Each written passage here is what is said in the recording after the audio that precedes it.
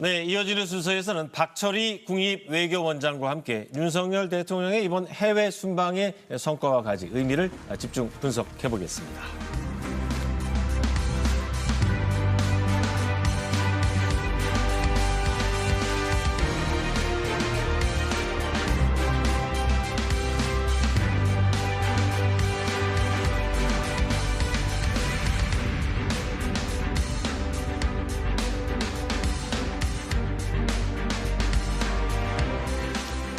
네, 박철희 원장, 국립외교원장 함께하셨습니다. 안녕하십니까? 안녕하세요.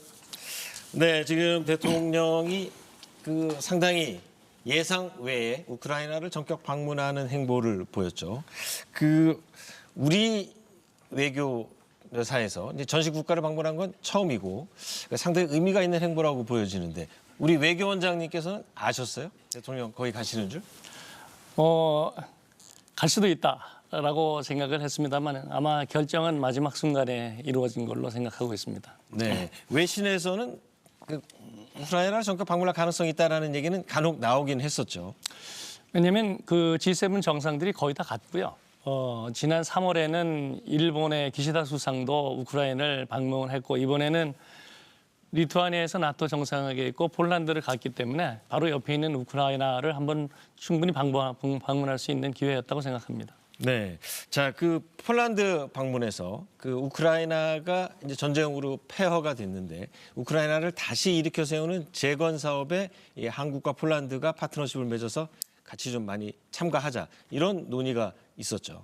기본적으로는 우크라이나에서의 평화 회복, 그러니까 이 만일 살상은 당한 거에 대해서 좀 보듬고, 그다음에 인도적 지원을 계속하겠다. 그래서 이 의료품이라든지 비살상 무기라든지 이런 것도 하고, 그다음에 무엇보다도 이 우크라이나가 전쟁의 상처에서 벗어날 수 있도록 재건 사업에 한국이 적극적으로 참여하겠다라는 의사를 밝힌 게 중요하다고 생각합니다. 네, 그렇게 이제 재건 사업 참여도 얘기를 했는데 정작 이 우크라이나 현지에 전쟁 중에 한 번도 방문하지 않았다면 한국의 또 역할이 제한될 수도 있었을 텐데.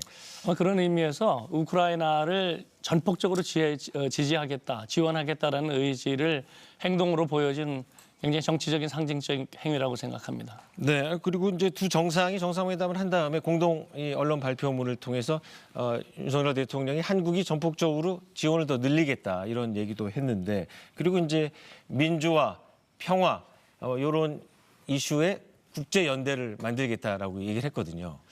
그러니까 자유와 평화를 위한 연대라고 하는 거는 대통령의 신념이시기도 하고요. 그다음에 이게 이 침략으로 인해서 자유와 평화가 해쳐져서는 안 된다. 그런 의미에서 한국도 국제적인 책임 국가로서 우리도 우크라이나를 위해서 할 일을 다 할 것이고 또 특히 이렇게 평화가 흐트러진 상태에서 어떻게든지 우크라이나 국민들의 생활도 복원될 수 있는 재건에 네. 초점이 맞춰졌다고 생각합니다. 네. 자, 그렇지만은 우크라이나가 이제 교전 상대국이 러시아 아닙니까? 그럼 러시아 입장에서는 한국이란 나라가 최초로 한국 대통령이 이 전시 우크라이나를 방문해서 전폭적인 지원을 약속한다는 것은 러시아 입장에서는 상당히 이 반감을 가질 만한 행동인데 러시아 쪽 반응 어떻게 예상하세요? 저는 이미 G7 정상들이 거의 갔고요. 그다음에 우리나라가 하고 있는 지원의 내용이라고 하는 것이 평화 회복, 인도 지원, 네. 그리고 무엇보다도 우크라이나의 재건에 있기 때문에 러시아에 있어서도 그렇게 큰 반발을 사기는 아마 쉽지 않을 거라고 생각합니다. 네. 자, 그러면 이제 나토 정상회담 얘기를 하겠습니다. 나토는 어떻게 보면은 냉전 시대에 2차 대전 이후에 서유럽을 중심으로 해서 미국과 함께 시작한 공동 방위 체제고 이게 점차 확산이 됐는데 우리나라를 비롯한 아시아 국가들이 왜 초청을 받은 거죠? 이게 이제 국제 상황이 완전히 변하고 있다는 거를 증빙을 하는 건데요. 우선은 이게 옛날 같지 않고 이 위협의 성격이라는 것이 국경을 막 넘나든다. 이게 국경을 가리지도 않는 국제 안보 위협이 늘어나고 있고 그런 위협에 대해서 한 나라의 힘만으로는 이게 대처할 수가 없다. 여러 국가들이 힘을 합쳐야만 대응할 수 있는 그런 위협이 증대되는 복합 안보 위기 시대이기 때문에 우리 대서양하고 태평양을 이렇게 분리할 수 없는 대통령께서도 초연결 시대다 이런 네. 말씀을 하셨잖아요. 그런 것처럼 그게 남의 일이 아니고 우리에게도 늘 닥칠 수 있는 문제라고 하는 것이 문제의 가장 인식의 기반이라고 생각합니다. 네. 지금 그 유럽에서는 러시아가 실제로 우크라이나를 침략하는 전쟁을 일으켰고 동북아시아에서는 이 중국이 대만 문제를 어떻게 보면 평화적으로 해결해 가겠다는 국제사회의 희망과는 좀 다른 행보를 보이기도 하는데요. 그렇다면 그 나토에 초대받은 한국, 일본, 호주, 뉴질랜드 이 동아시아 국가 네 나라는 어떤 협력을 하기로 했어요? 우선은 이번에 유럽에 가서도 네. 나토에 가서도 이게 북한 핵을 발사했잖아요. 그 딱 시기에 맞춰서 참 북한 예. ICBM을 그러니까 발사를 했죠. 이 핵과 미사일이라는 것이 많은 사람들은 이게 그냥 한국이나 일본에 대한 위협이다. 근데 그게 미국의 본토에 다다를 수 있을 뿐만 아니고 이게 베를린, 파리, 런던까지도 날아갈 수 있기 때문에 이게 국제적인 위협이다라고 하는 것을 제3 느끼게 할 수 있는 부분이 되었고 네. 그다음에 이제 이 사이버나 테러 같은 부분에 있어서는 이게 국경하고 전혀 상관이 없거든요. 그러니까 이게 나토이든 뭐 미국이든 우리나라든 상관없이 전부 다 연결된 부분이기 때문에 이런 부분에 있어서 그 국제 공조를 높여야 된다는 인식은 어느 국가들이 다 하고 있는 부분이고요. 특히 뭐 나토의 같은 경우에는 우크라이나가 결국은 러시아라는 강국에 의해서 비핵 보유 국가가 핵도 없는 국가가 그냥 침략을 당한 거니까 우크라이나에 대한 지속적인 지원을 통해 가지고 자유와 평화를 회복하는 게 중요하다라는 거를 일치단결해서 얘기했다고 생각합니다. 네. 자, 북한이 이제 그 ICBM 발사 시점을 상당히 정교하게 고른 것 같아요. 윤석열 대통령이 그리고 일본 이 아시아 국가 네 나라가 나토에 가서 회의를 하고 있는 딱 그 시기에 맞춰서 사정거리가 6,600km나 되는 그 ICBM을 발사했거든요. 북한의 의도는 뭐로 분석하십니까? 이번에는 정말 나토 정상회담하고 또 아세안 외교장관 회담이 겹쳐서 일어나는 그 국제 네, 그렇죠. 정상회담 외교 행사가 딱 맞닥뜨리는 지점에서 했기 때문에 북한으로 봐서는 그 국제적인 전시 효과가 가장 큰 시점을 선택을 했다고 봅니다. 그래서 자기들이 미국을 본토를 위협할 수 있는 능력을 이미 가졌다라고 하는 그 과시를 통해 가지고 핵 보유국 지위를 갖다 획득을 좀 하려고 하면서 우리도 그렇게 자꾸 그 관심도 안 가지고 있는데 네. 우리한테도 관심을 가져달라라고 하는 의미도 있다고 생각합니다. 네. 자, 그러면 나토의 또 다른 의제 중에 하나가 중립국 스웨덴의 나토 가입을 이번에 해결한 거 아니겠습니까? 그렇죠. 이제 스웨덴의 나토 가입을 반대했던 이 터키라든지 다른 나라들이 입장을 바꿔서 자, 중립국이던 스웨덴이 왜 군사동맹에 가입하려고 한 걸까요? 이게 러시아의 우크라이나 침략의 참 아이러니인데요. 사실은 러시아가 굉장히 평창주의적인 시도를 보여줌으로 해가지고 그 존재감을 좀 잃어가고 있던 나토가 다시 완전하게 다시 살아나고 네. 결속력이 늘어나고 그다음에 이게 점점 확장되는 계기를 만들어낸 거죠. 그러니까 옛날에는 나토가 서유럽 국가의 그 동맹이었는데 이게 냉전이 끝나고 나서 동유럽으로 늘어났다가 이 러시아가 우크라이나를 침략을 하는 걸 보고 이게 북유럽 국가들도 이게 안전하지가 않다. 그렇게 하려면 이런 의지를 같이 가진 국가들하고 같은 편에 서지 않으면은 자기들도 그런 위치에 설 수 있다라고 하는 위협 인식이라고 하는 것이 결국은 스웨덴이 중립을 버리고 나토를 선택한 계기였다고 생각합니다. 나토에 가입하면 회원국들은 한 나라가 침략을 받으면 다른 회원국들이 자동으로 참전해서 같이 지켜주는 이 상호 방위 체제를 가지고 있는 거죠. 그렇죠. 나토의 방위 조약이라고 하는 건 제5조에 집단 안보라고 하는 규정이 있어서 한 나라의 그 위협 행위를 갖다가 당사국에 대한 위협으로 하고 공동으로 대처할 수 있는 조항을 가지고 있기 때문에 네. 그런 측면에서 만일에 있을지 모르는 위협에 대해서 안전판을 세우는 것이 나토 가입이라고 하는 선택이었다고 생각합니다. 네. 자, 이번에 나토 그 회의가 열린 리투아니아, 빌뉴스. 리투아니아는 이 발트 3국 중에 하나고 어떻게 보면 바로 러시아의 코앞이라고 볼 수 있는데 자유진영의 최전선에서 이 나토 회의가 열렸고 또 어떻게 보면 러시아 바로 옆에 있던 이 스웨덴, 마저 가입하게 되면서 이게 정말로 예전에 어떤 평화의 유럽 시대가 이제 끝난 거 아니냐 이런 얘기도 나오는데 뭐 평화를 힘에 의한 균형을 힘이- 맞춰야 되는 이 거죠. 나토의 균형을 깨뜨린 거는 러시아니까요. 러시아가 위협을 하는 정도에 끝나지 않고 실제적으로 타국의 영토를 침략을 해서 국제법과 유엔 규약을 다 어기고 했기 때문에 이건 굉장한 그 긴장감, 네. 그 위기감을 가졌다고 생각합니다. 그래서 그 나토를 훨씬 더 결속시키게 만들었는데 이거는 아마 러시아가 의도했던 거하고는 오히려 반대 결과를 만들어내고 있지 않은가. 러시아 왜냐하면 이제 위축되는 모양새죠. 그러니까 러시아는 이게 나토가 점점 가까이 오고 있기 때문에 이거를 막기 위해서 우크라이나를 침공을 했는데 오히려 나토를 훨씬 더 결속하고 나토 가입하는 국가가 늘어나니까 그 러시아에 있어서도 상당히 딜레마 상황에 처해있다고 생각합니다. 네, 아니 그런 측면에서 스웨덴 같은 경우는 사실 2차 세계대전 때 나치의 상당히 우호적인 편을 들었다가 나치가 패망하니까 그 중립국으로 자기의 어떤 외교적 살 길을 찾은 케이스고 영세 중립국이라고 표현되는 스위스 같은 나라들도 이 나토에 직접 가입을 하지 않더라도 영공방어 시스템에 같이 가입함으로써 사실상 군사적 행동, 자국을 지키는 행동에는 동참한다. 이런 움직임이 나오고 있는데 이거 정말 큰 변화 아닙니까? 그러니까 이게 침략자라고 하는 세력이 있을 때 그리고 국제 질서를 힘으로 변경하려고 할 때에는 중립을 지킨다는 것이 얼마나 힘든가라고 하는 것을 그대로 보여주는 사례라고 생각합니다. 스웨덴도 웬만하면은 어느 편을 들지 않고 그냥 중립으로 있는 게 훨씬 더 안전하다고 생각했던 생각으로부터 이게 중립으로 있는 것보다는 그 뜻을 하는 국가들하고 함께 서 있는 편이 안전하다라고 하는 거를 선택을 했기 때문에 중립이라는 게 이렇게 만만치 않구나라고 하는 거를 보여준 좋은 사례라고 생각합니다. 네. 그런데 정작 이 침략 전쟁의 피해자인 우크라이나 젤렌스키 대통령이 계속해서 노력하는 게 우리도 나토에 끼어달라 이거 아니겠습니까? 근데 이게 쉽지 않은 상황이죠.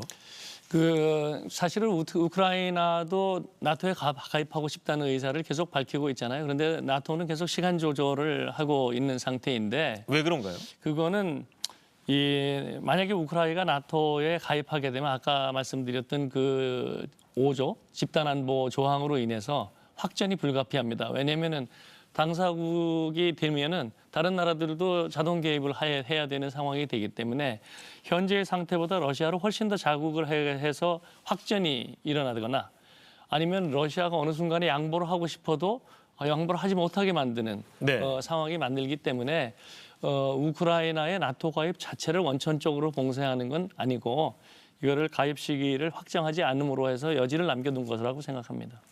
그런 측면에서 이 우크라이나 전황에 대해서는 뭐 여러 전문가들 그리고 군사 전문가들도 분석이 다르지만 특히 미국이 이 우크라이나의 나토 가입을 상당히 좀 이렇게 별로 반기지 않는 모습을 보면 더 이상 러시아를 자극하는 행동은 좀 조심한다. 그런 뜻으로도 봐야 될까요? 아마 그렇게도 볼 수 있습니다. 왜냐하면은 이게 러시아도 쉽게 물러나지는 못할 테니까 여기서 러시아가 더 확전을 할 수 있는 빌미를 준다거나 그 위협을 하고 있는 핵무기의 사용이라는 것을 만약에 가능한 조건을 만들어준다 그러면은 네. 오히려 이 지역의 평화라는 것이 훨씬 더 길게 보장이 안 되기 때문에 조금 더 안정적인 관리를 하는 것이 필요하지 않나 이런 판단을 내렸다고 봅니다. 네. 자, 그런 측면에서 이 현재 전선도 고착화돼 있고 어떤 형태로건 전쟁이 중단되는 이 휴전 가능성 얘기도 많이 나오고 있는데 그렇게 된다면은 이 우크라이나에 대한 재건 사업이 그야말로 본격화될 것 같은데 어떤 분야에서 가장 한국 기업이 참여가 예상됩니까? 우크라이나는 뭐 지금 상당한 그 부분이 파괴가 되어 있기 때문에 우선 뭐 주택, 도로, 댐, 학교, 병원 이런 것들이 전부 다 많이 파괴가 된 상태고 특히 인프라 네. 가 상당히 무너진 상태이고 인다에다가 사실은 산업 기반이라는 것이 일부 유지는 잘 되고 있습니다만 그래도 산업을 그 연결시켜주는 유통망이라든가 이런 것이 상당히 무너지고 있기 때문에 한국이 할 수 있는 일은 거의 무궁무진하다라고 생각합니다. 네. 자, 이 또 다른 한국 산업 중에 가장 각광받는 산업이 러시아가 이제 우크라이나 침략한 이후에 한국 방산 상당히 각광을 받고 있습니다. 특히 이제 폴란드 같은 경우는 우리의 자주포라든지 탱크 같은 군사 무기를 상당히 많이 수입을 했고 실제로 뭐 계약이 이루어지고 인도까지 됐으니까요. 한국 방산에 대한 이 동유럽 국가들의 관심 어느 정도라고 봐야 돼요? 상당히 높다고 생각하고요. 아마 그 자기들이 사실은 우크라이나를 지원을 하면서 자기들이 가지고 있던 무기나 탄약이 굉장히 고갈돼 있는 상태이기 때문에 네. 자기들의 안보를 어떻게 지킬 건가라고 하는 것도 상당한 초미의 관심사가 될 수밖에 없는 상황이죠. 그런 측면에서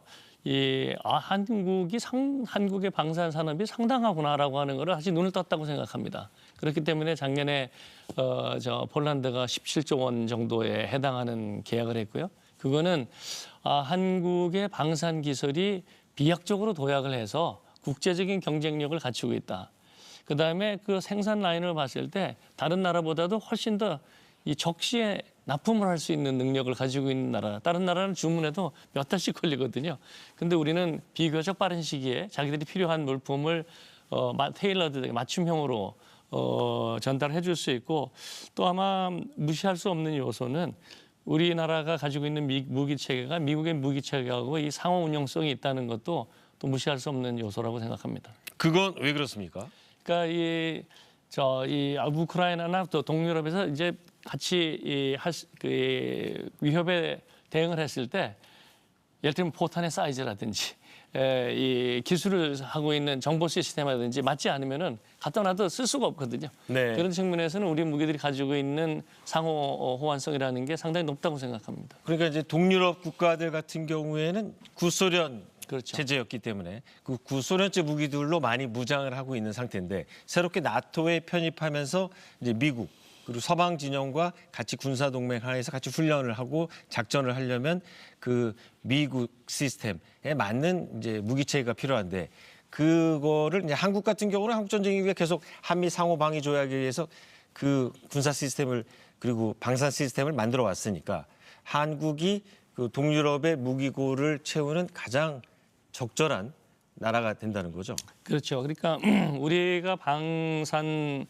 발전시켜 온 거는 수출을 원래 목표로 한 게 아니고 우리가 6.25 때 너무 무기가 없어서 이걸 개발을 하지 않고 자체적으로다가 보급을 하지 않으면은 문제가 생길 수 있다. 그렇기 때문에 특히 탱크 같은 거 네. 우리 했지만 그게 그냥 일반적으로 그냥 OEM 방식으로 생산뿐만 아니라 우리 지형에 맞게 우리 상황에 맞게 전부 다 뭐 레이더 추적 장치라든지 이 여러 가지 발사 장치도 전부 다 조정을 했기 때문에 굉장히 국제적인 경쟁력이 높아진 거죠. 그런 알겠습니다. 부분을 외국이 굉장히 사고했다고 생각합니다. 역설적으로 한반도에서 계속해서 북한과 대치하면서 냉전 체제가 이어진 게 한국의 방산 산업의 경쟁력을 상당히 높인 그렇게 볼 수 있습니다. 핵심적인 이유라고 봐야겠네요. 네, 이제 그럼 좀 다른 주제도 한번 짚어보도록 하겠습니다. 이 나토 정상회담이 열리는 이 빌뉴스에서 기시다 총리와 또 만났습니다. 이번이 6번째인가요? 그렇죠. 이 짧은 기간 안에 상당히 많이 만났는데 이번 주제는 상당히 무거운 주제였습니다. 후쿠시마 오염수 관련해서 한일 정상이 어떤 얘기를 나눴습니까? 아무래도 한일 정상이 가장 중요했던 건 일단 북한에서 다시 ICBM을 발사했기 때문에 네. 첫 번째 이슈 그거였죠. 핵에 네. 대해서 공동으로 대응하고 더욱더 정보 공유를 강화하면서 공동 대처하자라는 것이 우선 가장 중요한 이슈였고요. 우리 국민들의 관심사였던 오염수에 대해서 일본이 좀 더 진지한 대응을 해달라. 그래서 대통령께서도 이게 국민 건강과 안전이 최우선이다라는 측면에서 IAEA 보고서는 나왔지만 그게 계획대로 전 과정이 이행되는 거에 대한 모니터링, 그거에 대한 실시간 정보를 갖다 공유해달라. 네. 그리고 그 방류 점검 과정에 있어서 우리 전문가가 참여할 수 있도록 해달라. 그리고 만약이라도 방사능 물질 농도가 기준치를 초과하게 되면은 즉시 방류를 중단하고 우리한테 알려달라. 이런 요구를 우리가 한 거죠. 네, 이에 대한 일본의 대답은 뭐였습니까? 기본적으로 이 기시다 총리보다 이제 외상이 박신 장관하고 하면서 그 방류 시에 기본적인 정보를 갖다 신속하게 공유하겠다라는 답을 했고요. 그다음에 네. 그 방류 기준치를 초과할 때는 물론 알려줘야 되겠죠. 아마 그러나 남아 있는 문제는 아마 우리 IAEA 실사 과정에서 전문가가 참여하는 문제에 대해서는 즉답을 내놓지는 않은 것 같습니다. 그건 왜냐하면은 IAEA 하고 실사 과정에서 한국 전문가가 한국 전문가가 참여하는 거죠. 네네. 그러니까 IAEA가 지금 보고서를 낸 상태에서 한국도 참여하고 있었는데 이제 지금부터 방류를 하는 시점에서 이제 그거를 점검하고 볼 수 있는 하니까요. 점검할 때 네. 한국 전문가도 참여하게 해달라 그러는 거는 우선은 IAEA라고 하는 국제기관하고 협의가 필요한 사항이고요.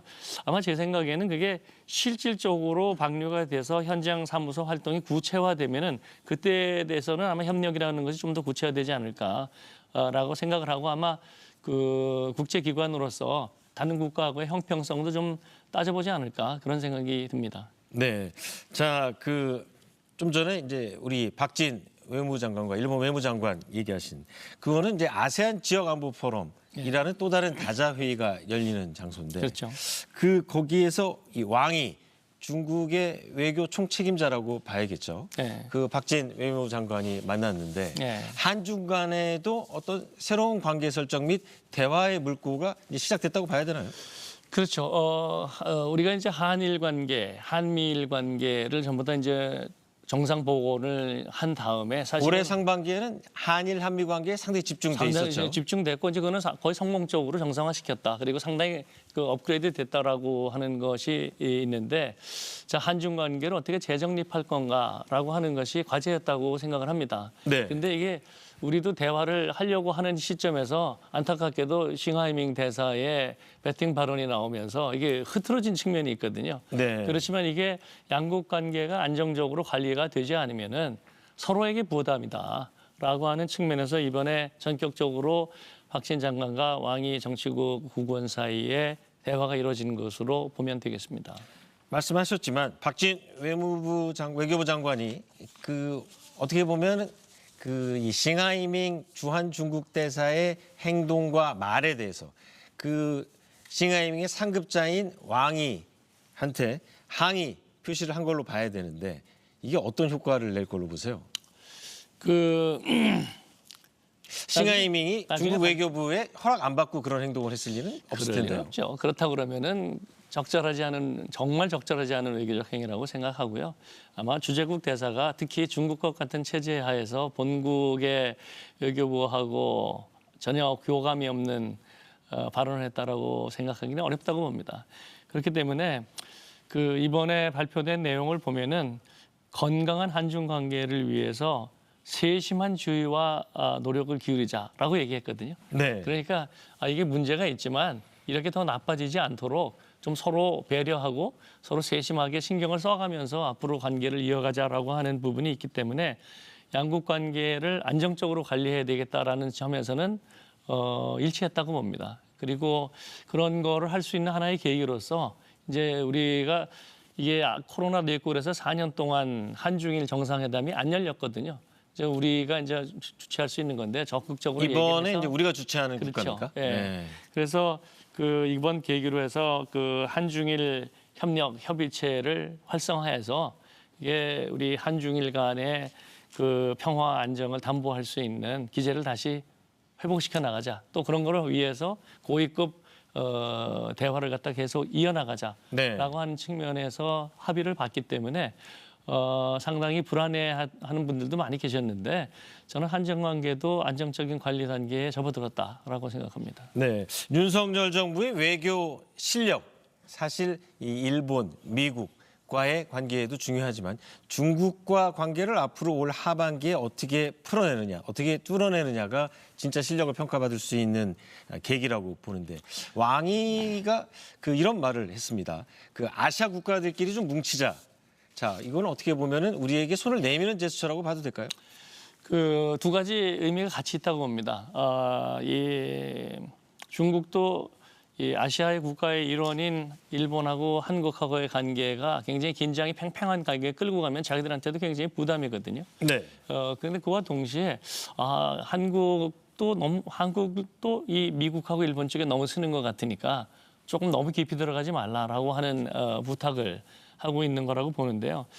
저는 한중 관계의 안정적인 관리, 그다음에 성숙한 관계로의 재정립이라는 거는 상당히 중요하다고 생각을 하고 중국하고의 협력 관계는 앞으로도 계속 높여갈 거고 대화도 심화될 거라고 생각합니다. 다만 이번 정부의 기조는 상호 존중과 호혜에 기반한 성숙한 관계를 만들자라기 때문에 일방적으로 이 고압적으로 한국을 압박을 해가지고 우리의 의사는 전혀 개의치 않고 자기들의 의사만을 존중해 달라든지 자기들한테는 굉장히 도움이 되지만 우리의 안보나 우리의 경제를 손상시키는 선택이라든지 아마 그런 부분에 대해서는 우리도 굉장히 신중하게 판단을 하지 않을까 생각합니다. 네, 이 접점을 찾기가 뭐 쉽지는 않은 상황인 것처럼 보이는데 그럼에도 불구하고 한중일 정상회담 그 끊겼던 4년 전에 끊겼던 한중일 정상회담이 다시 열려서 윤석열 대통령과 기시다 총리 그리고 시진핑 주석이 한 자리에 모이는 한중일 정상회담까지 가기까지 얼마나 시간이 걸릴 걸로 보세요? 저는 올해 연내에 개최를 되는 게 목표니까요. 올 하반기에요? 예, 하반기에. 그렇기 때문에 저는 가능성을 계속 열어놔야 된다고 생각을 하고요. 한국하고 일본은 한중일 회담을 개최하자는 의지가 굉장히 강합니다. 그러니까 중국은 어떻게 생각하고 있어요? 중국도 사실은 그걸 거부한다는 것은 상당한 부담일 거라고 생각을 하고요. 저희들이 그 한중일 회담에서 얘기하는 것이 팽팽하게 대립하고 있는 안보 문제나 이런 것보다는 지역의 그 공공재 문제라든지 국제 글로벌 기후 변화, 환경, 에너지 여러 가지 문제들에 대해서 서로 중첩되는 부분도 있기 때문에 굳이 중국도 마다할 이유는 없다고 생각합니다. 네, 이제 윤석열 정부 하반기 외교의 시간, 이 중국과의 관계 설정과 새로운 그 한중일 관계에 어느 정도나 주도적인 역할을 하느냐에 달려 있다고 봐야겠네요. 저는 이제 이번 정부의 캐치프레이즈가 글로벌 중추국가라는 거잖아요. 근데 이제 이게 뭐냐면은 한반도에 너무 갇혀서 남북한 관계만 신경 쓰는 걸 넘어서 네. 이제는 전 그 글로벌 사회 그래서 동북아, 아태, 인도 태평양, 유럽 이걸 다 포함하는 글로벌한 사회로 진출을 해야 되고 거기에서 우리가 중추적인 역할을 해야 된다. 그러니까 이렇게 알겠습니다. 피하고 그러지 말고 적극적으로 책임 있는 역할을 수행한다라고 하는 거기 때문에 한미일, 한일뿐만 아니고 중국과의 관계에 있어서도 유럽과 관계에 있어서도 아세안, 인도의 관계에 있어서도 한국이 굉장히 적극적이고 주도적인 선택을 하는 계기는 점점 늘어날 거라고 생각합니다. 네, 박철희 원장님 말씀 잘 들었습니다. 감사합니다. 네, 오늘도 남부지방에 많은 양의 강한 비가 올 것으로 예상이 됩니다. 이 전남과 경남 지역에는 시간당 30에서 60mm 안팎의 이 강한 비가 예상이 되고 또 지난 며칠 동안 비가 많이 내린 지역은 이미 이 산사태 등 재난 위험성이 높기 때문에 특별한 주의가 필요합니다. KBS는 이 방송에 이어서 곧바로 집중호우와 관련된 재난특보 계속 이어가도록 하겠습니다. 1호 진단 라이브 오늘 순서 여기서 마칩니다. 시청해 주셔서 고맙습니다.